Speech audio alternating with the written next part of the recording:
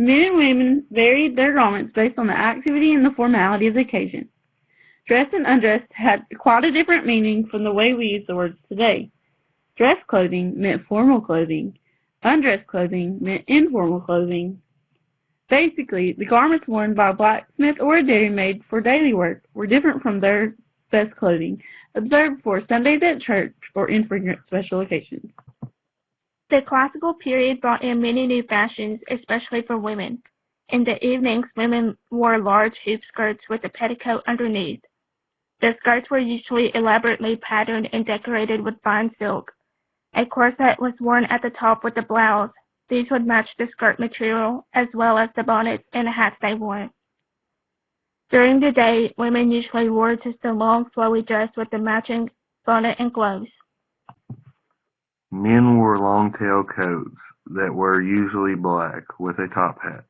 They wore a white or cream shirt and cream pants.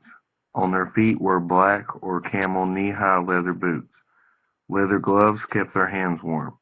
Men also wore wigs, which was popular in the fashion world at the time. Some upper-class men ordered suits custom-made to their measurements, which consisted of expensive fibers like superfine woolen broadcloth or silks. Their suits were sometimes detailed with imported buttons and other expensive trimmings.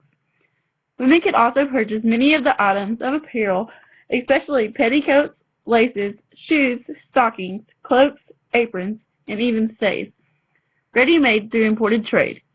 Their gowns were more often made by local seamstresses. Sometimes women made their own clothing, especially work garments and shifts.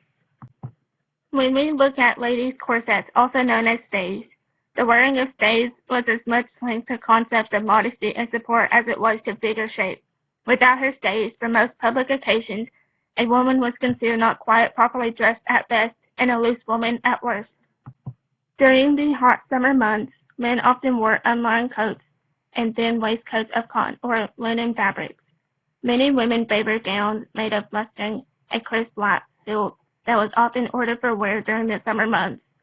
When the hot weather became unbearable, some women went without their stays for informal occasions and at home, although formal occasions still required them.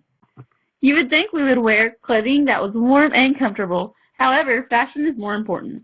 During much of the classical period, women's skirts were long, and sleeves covered their elbows. Yet a woman would readily push up her sleeves and hike up her petticoat while doing laundry or working in the dairy.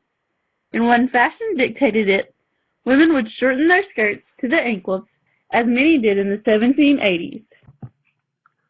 Children's clothing consisted of garments patterned after those worn by adults to apparel designed specifically for them. Very young children of both sexes wore dresses with close-fitting bodices like those worn by women. The bodices, which usually fastened at the back, often had leading strings or bands attached to the shoulders to help parents guide a young child who was learning to walk.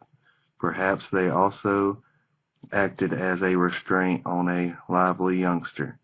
Leading strings were occasionally retained on girls' dresses as a symbol of youthfulness long after their practical functions had been outgrown. Toddlers sometimes wore padded pudding caps, much like modern crash helmets, to protect their heads if they fell.